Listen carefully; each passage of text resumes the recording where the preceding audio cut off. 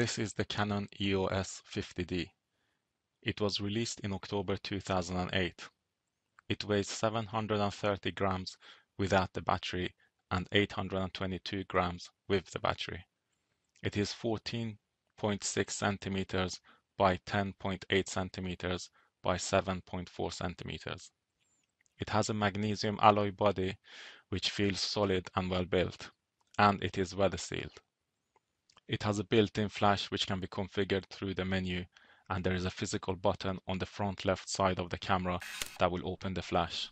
Alternatively, in the automatic modes, it can be set to pop up when needed based on the camera's evaluation of the scene. If you are using the built-in flash, make sure you don't have a lens hood attached to your lens, otherwise the lens hood will cast a big shadow on the bottom half of your picture. This might not be apparent when taking a photo, since the shadow will only become visible once the flash fires. It has a BP511A lithium-ion battery, but it also works with other Canon batteries such as the BP508, BP512, and BP514. You can purchase the BGE2N battery grip separately if you wish to extend the operating time of the camera without having to change batteries. Also, the BGE2N battery grip lets you use AA batteries for operating the camera. The camera comes with a CB5L battery charger, which lets you charge the battery externally. You have to take the battery out of the camera to charge it using the charger, so you cannot charge the battery while it is in the camera using its USB port. It has a single memory card slot, which takes compact flash cards. Compact flash cards are faster and more reliable than SD cards, particularly when operating in extreme temperatures, but they are also more expensive. CF cards are good if you're shooting pictures at high frame rates, or if you are shooting videos to ensure the camera doesn't slow down because of the slow write speed to the memory card with a limited buffer. In terms of connectivity, the camera has PC sync, remote terminal, video out, USB 2, mini B, and a mini HDMI port. The camera doesn't have wireless connectivity, but you can purchase a wireless grip such as the WFT E3, which provides Wi-Fi, an Ethernet port, a USB-A port, and a vertical grip. This grip will allow you to connect to a GPS device and record location data using the USB port. The USB port can also be used to connect storage devices such as USB sticks. The WFT E3 grip needs an additional battery to operate its own features, so it doesn't contribute to the battery life of the camera. You can also get the BGE2N battery grip, which lets you have two batteries for running the camera, but doesn't provide any of the additional features such as Ethernet or Wi-Fi. Comparing the two grips, the WFT E3 seems to be the better choice for everything apart from extending the battery life of the camera, as not only does it provide Wi-Fi, Ethernet connectivity, and the USB-A port, but it also has the additional autofocus button in the vertical position, which is typically used for back button focusing. This button is missing on the BGE2N, which makes the WFT E3 a closer experience to operating the camera in vertical orientation. Canon 50D is a DSLR camera, so its viewfinder is not electronic, but it has an electronic overlay which lets you see all the key information that is required for photographing, such as focus points, shutter speed, aperture, ISO, and metering. It also shows a dot on the bottom right-hand corner for when focusing has been obtained. It has a 3-inch LCD screen, which is clear and bright for use even in bright environments. The LCD is not a touch screen, so all menu navigation and usage has to be done with the physical buttons and dials on the camera. On top of the camera, there's an additional LCD screen, which lets you see the basic camera settings quickly from the top of the camera. The LCD control panel is also very good for viewing the camera settings in very bright environments or direct sunlight. It also has a light button, which helps you see the settings in dark environments. So there are three places where the basic camera settings can be viewed: the viewfinder, the color LCD screen on the back of the camera, and the LCD control panel on the top of the camera. The camera has the Digic 4 image processor. It has a 15.1 megapixel APS-C CMOS sensor. It has a self-cleaning sensor unit which automatically shakes off dust on the front of the sensor. It supports Canon EF and EFS lenses, so you can use any Canon full-frame EF lenses on this camera, but with a narrower angle of view. At the same time, you get a higher quality since only the central part of the image from the lens will be captured, and the edges of the picture, which typically have flaws, will be discarded due to the smaller sensor size. So the combination of an EF lens on a camera with an APS-C sensor will produce high quality results, and it's particularly good for microphotography. If you are attaching an EFS lens, then you need to line up the white dot on the lens with the white dot on the lens mount. If you're attaching an EF mount lens, then you need to line up the red dot on the lens with the red dot on the camera's lens mount. The camera doesn't have sensor stabilization, but you can use lenses that have stabilization with this camera. When using image stabilization, the camera consumes more electricity, which means the battery will run out quicker. So if you are using the camera on a tripod, then you can switch off image stabilization to save battery.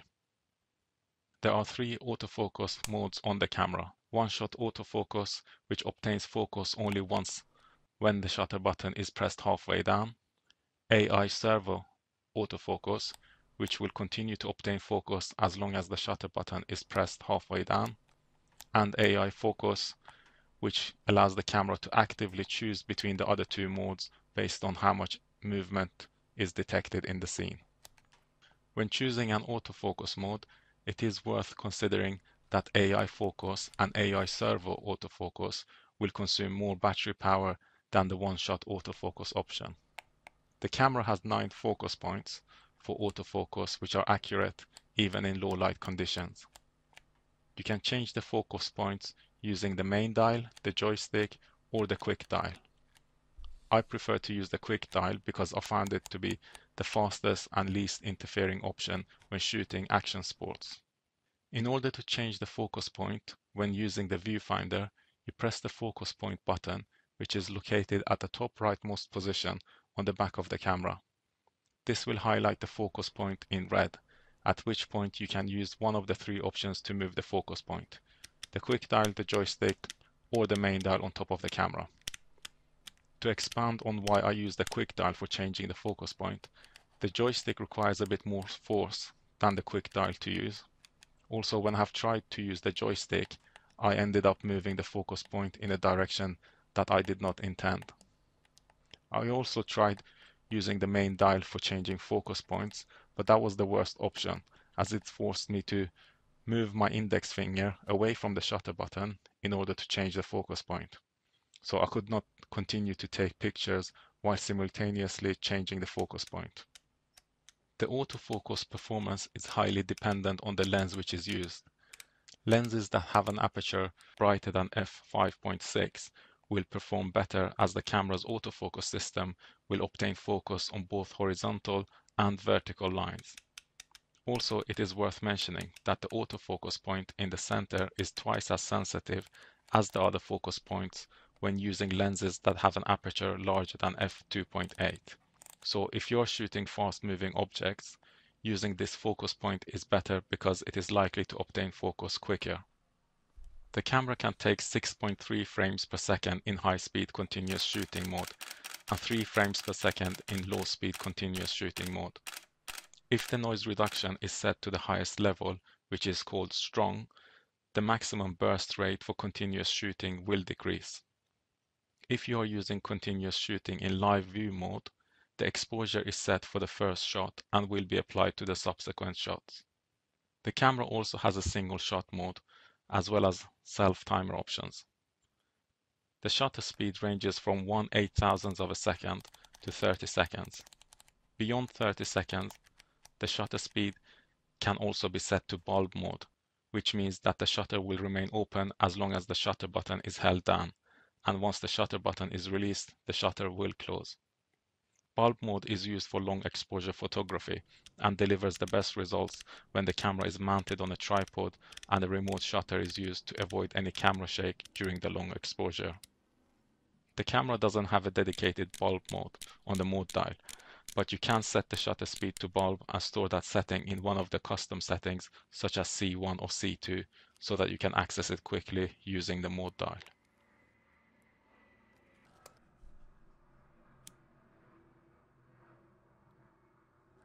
The camera has an ISO range of 100 to 12,800, but in my opinion going beyond 1,600 introduces too much noise in the picture. If you configure the camera to use auto ISO, the camera won't go beyond 1,600, which validates that the acceptable level of noise in pictures is at a maximum ISO setting of 1,600. The camera can take photos both in RAW and JPEG, or both at the same time, and this is something that you can configure on the camera. The JPEG resolution size can be set to large, medium or small, and two settings for the level of compression, fine and normal. The RAW settings has three options, RAW, SRAW1 and SRAW2. SRAW1 and 2 have a lower resolution relative to the default RAW format. Based on your chosen settings and the available free storage left in your CF memory card, the camera shows how many shots you can take before the memory card will fill up. This number is shown in square brackets on the LCD control panel on top of the camera, as well as in the bottom right-hand corner of the LCD screen on the back of the camera when the quick control screen is displayed or when in live view mode. The camera has a depth of field preview button. The depth of field preview button allows you to see a preview of the depth of field of your framing when pressed down while looking through the viewfinder or on the LCD screen. Otherwise, the depth of field which is shown in the viewfinder is always the largest aperture of your lens, which is the lowest f-stop number. So for example, on the lens that I have, the largest aperture is f2.8, and that is what is shown in the viewfinder even if I have set the aperture to f11 on the camera. When I hold down the depth of field preview button, the aperture will change to f11 on the lens to match the settings on the camera, and I will be able to see a preview of the depth of field in the viewfinder or LCD screen to see how the resulting photo will look. Once I let go of the depth of field preview button, the camera will change the aperture back to the largest opening, which in this case is f2.8, and that's the level of depth of field that I see in the viewfinder, even though my setting is f11. The camera will only change the aperture to f11 at the moment when the shutter button is pressed to take a photo. But with the depth of field preview button, you can temporarily change the aperture opening of the lens to match the camera setting so that you can see how your scene will look when you take the picture. The camera has a dedicated mode for automatic depth of field on the mode dial. In this mode, the camera analyzes what is in the frame and automatically selects a number of focus points based on what the camera algorithm identifies as subjects to ensure those subjects are in focus. It is not entirely clear how the algorithm works in terms of identifying subjects, but in my experience, the algorithm favors three types of subjects: subjects that are close to the camera, subjects that have texture and contrast, and subjects that have bright colors. The algorithm seems to ignore items that have a uniform plain color if they don't have texture or contrast in them, even if they have a bright color such as a white wall. Once the camera automatically detects subjects in the frame, in order to ensure all subjects are in focus, it automatically sets the aperture f-stop to make sure the right depth of field is selected so that subjects in both the foreground and background are in focus. In this mode, the camera will automatically adjust the shutter speed so that exposure is also correct following the automatic selection of the aperture. You can control the ISO settings when in this mode, or you can set the ISO settings to automatic so that the camera controls the ISO settings in addition to aperture and shutter speed. I think this would be a really nice feature to have on a camera for video recording, but this camera doesn't provide video recording by default. The camera allows you to set exposure compensation, and it has the auto exposure bracketing feature as well, which lets you automatically take multiple pictures with different exposures with a single press of the shutter button. If you press down on the joystick button, the quick control screen appears, which displays all the basic settings of the camera. The settings can be changed from this screen. The menu system has a custom menu which you can customize to make it easier to access a setting that is buried deep in the menu system. The camera has a number of picture styles which can be adjusted, as well as user-defined picture modes that you can create and modify to your liking. The picture modes let you modify the level of sharpness, contrast, saturation, and color tone. Depending on the subject that you're photographing, different levels of sharpness may be desirable. For example, a portrait cannot be too sharp because human faces will look unnatural if over-sharpened, whereas for product photography, you may want to increase the level of sharpness. In monochrome picture style, adjustments lets you configure a filter effect and a toning effect.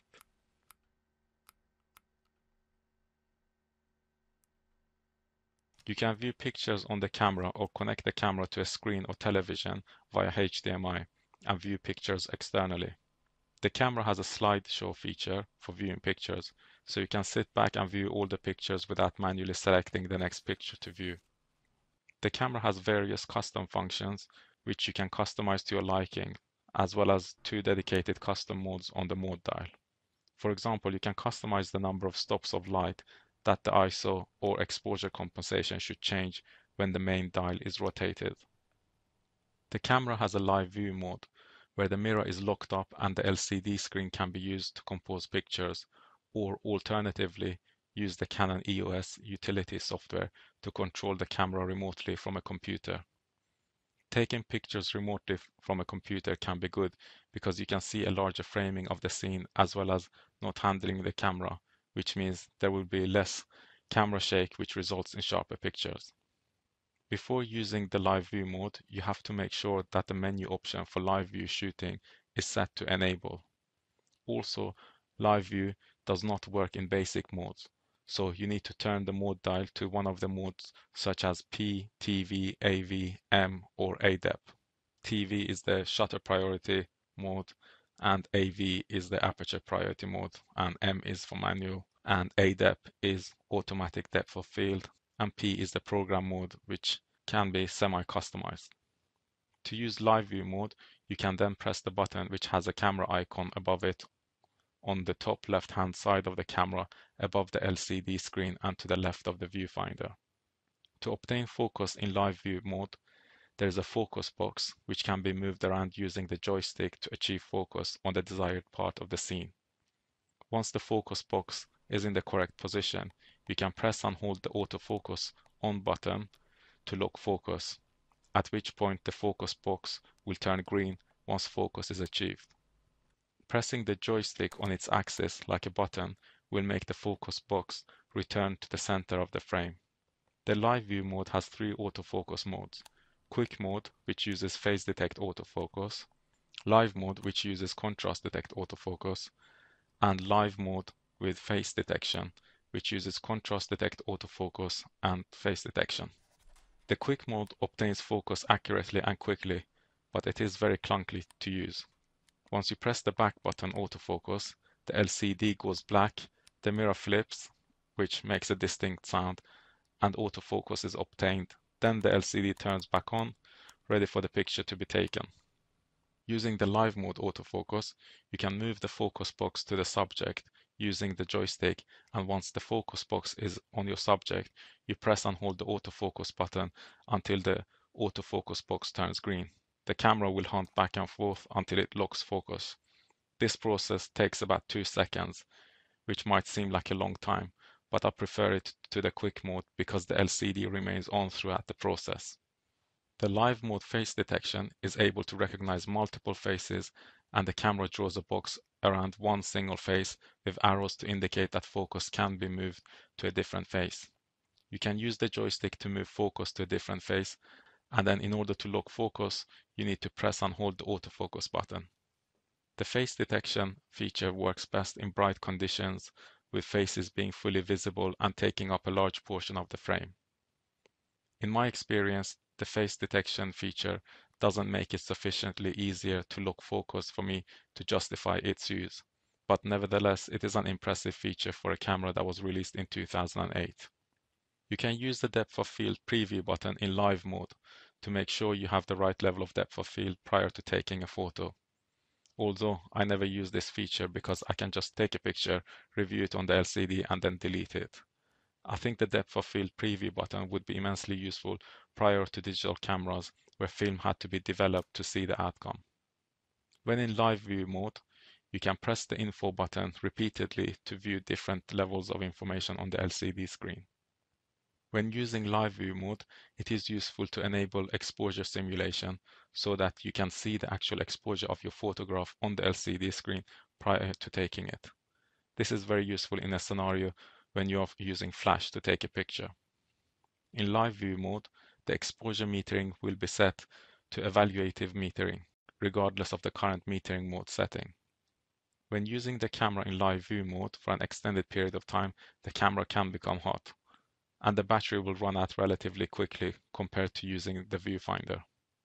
In my opinion, the camera has a high build quality, good ergonomics, and is fast and responsive with an instant startup time of 1 millisecond. To benefit from the packed photo sites on the sensor of this camera, you require a high resolving lens that can provide the additional detail which the sensor is capable of reading. I would not recommend this camera for low light situations or with old lenses due to the packed photo sites on its sensor, but in bright conditions with a high resolving lens it can produce really good pictures. Particularly for microphotography, it provides a higher level of detail and quality relative to its counterparts with larger photo sites, such as the Canon 50D. I highly recommend that you upgrade the Canon firmware on your camera to the latest version, which is 1.0.9. In particular, version 1.0.8 and 1.0.9 have made improvements to reading and writing speeds of compact flash cards, as well as better support for some UDMA 7 compact flash cards that have been manufactured since February 2012. The camera does not have video recording capabilities, but you can install a software on your camera called Magic Lantern, which will let the camera shoot video. The software is free and will be installed on the compact flash memory card, and it will also change a few settings on the camera itself to enable the software to function correctly. The Magic Lantern software provides additional features for taking photographs, as well as providing video recording capabilities for the Canon 50D.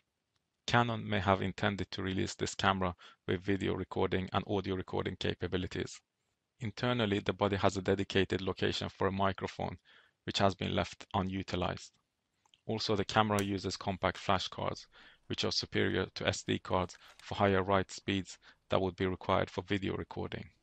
This camera even has a memory register for movie recording function, which is not shown in the Canon menu system. This has been documented on the Magic Lantern website. If you install Magic Lantern on your Canon 50D, you will have the choice of whether to start the camera with the Canon firmware or with the Magic Lantern software. If you press and hold the set button when switching on the camera will use the Canon firmware, otherwise the Magic Lantern software will load. You can verify this by going to the menu item which displays the firmware version to see what the camera is using. Also, if you use a compact flash card which does not have Magic Lantern installed, then the camera's default Canon firmware will be used.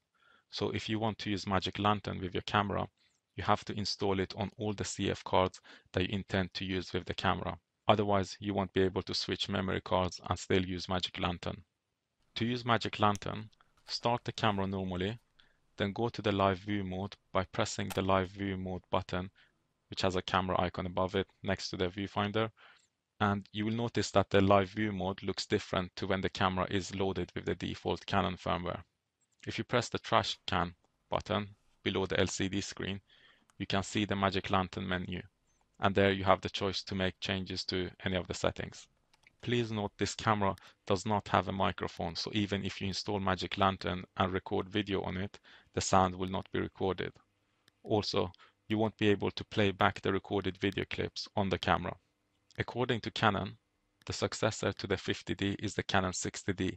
However, in my opinion, it appears that the successor is the Canon 7D.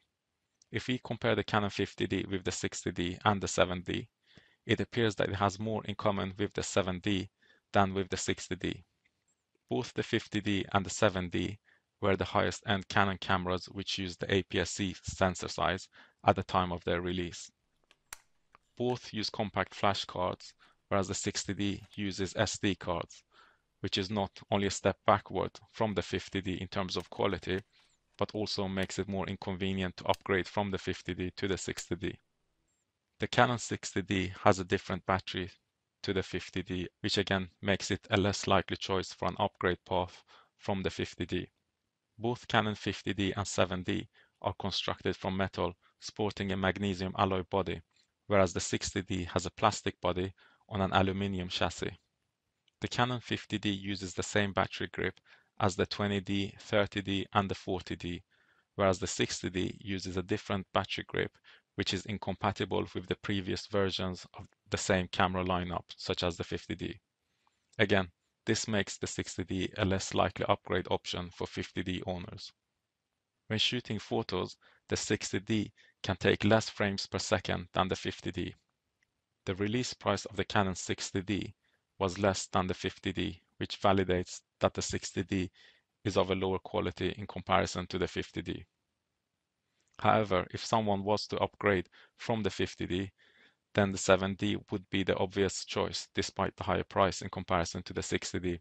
Because if you consider the additional quality and features of the 7D in comparison to the 60D, as well as sharing the same memory card storage format as the 50D, the difference in price becomes less of a barrier.